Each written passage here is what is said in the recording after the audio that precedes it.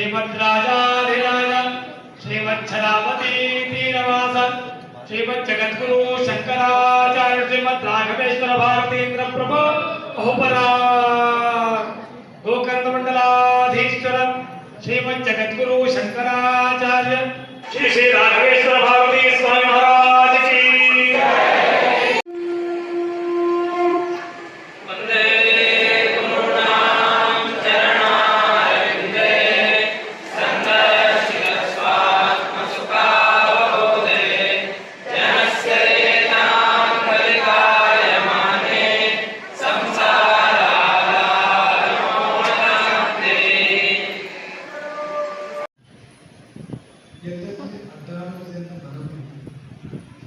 ಅಲ್ಲಲ್ಲಿ ಕಾಣಲಿ ಗುರು ನಿಂತರು ಎಲ್ಲಿ ತಲೆವಾಸಿನಲ್ಲಿ ನಿತ್ಯ ಕಾಣದೆ ಗುರು ನಿನ್ನ ಪದ ಕಮಲ ಸತ್ಯ ಆಪದಾಂ ಬಹರ್ತಾರಂ ದಾತಾರಂ ಸರ್ವ ಸಂಪದ ಲೋಕಾಭಿರಾಮಿ ಶ್ರೀರಾಮ ಭೂಯೋ ಭೂಯೋ ನಮಾಮಿ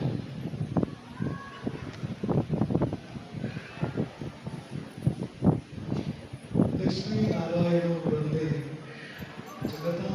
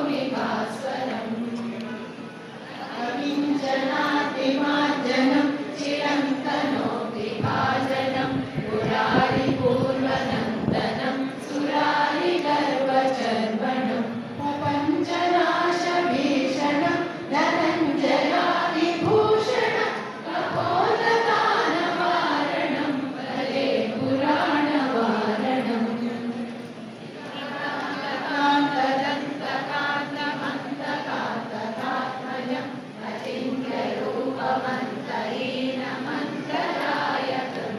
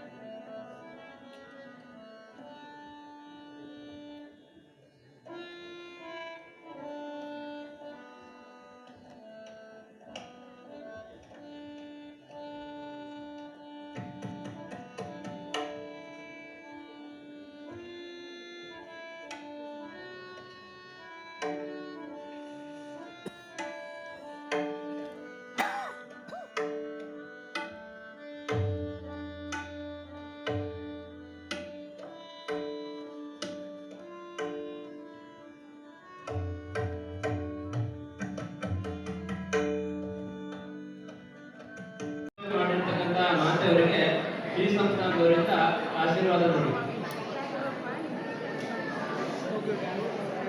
ಅದೇ ಸಂಸ್ಥಾನದ ಸಮ್ಮುಖದಲ್ಲಿ 2 ಸಾಲಾಗಿನಿಂದ ಎಲ್ಲ ದೀಪದ ಮಾತೆಯರಿಗೆ, ದೀಪದೇವಿಯ ಮಾತೆಯರಿಗೆ, ನರಶಂಕರಿಯರಿಗೆ ಆಶೀರ್ವಾದಗಳು. ಗುರುವಿಗಾಗಿ ದೀಪ ಬೆಳಗಿದವರ ಬದುಕನ್ನು ಆ ತಾಯಿ ಬೆಳಗಲಿ ಎಂಬ ಆಶೀರ್ವಾದ. ಇದು ನಮ್ಮದೇ ಪರಿಕಲ್ಪನೆ, ನಮ್ಮದೇ ಅಪೇಕ್ಷೆ. ದೀಪ ಹಚ್ಚಿದ್ದು ಅದು ನಿಮ್ಮ ಇಚ್ಛೆ, ನಿಮ್ಮ ಸಂಕಲ್ಪ, ನಿಮ್ಮ ಅಪೇಕ್ಷೆ, ನಿಮ್ಮ ಸೇವೆ. ಆದರೆ ಏನಾದರೂ ಒಂದು ವಸ್ತುವನ್ನು, ದೀಪದಂಥ ಒಂದು ವಸ್ತುವನ್ನು ನೆನಪಾಗಿ ಕೊಡಬೇಕು ಅಂತ ನಾವು ಭಾರತದಿಂದ ಅಪೇಕ್ಷೆ ಪಡೆದು ಅದರ ಅಂಗವಾಗಿ ಇವತ್ತು ಈ ಕಾರ್ಯಕ್ರಮ ನಡೀತಾ ಇರುವಂಥದ್ದು. ತುಂಬ ಸಂತೋಷ. ನೀವು ನಿರೀಕ್ಷೆಗೆ ಮಿಕ್ಕಿ ಆ ಮಾತೆಯರೆಲ್ಲ ಇದ್ದೀರಿ.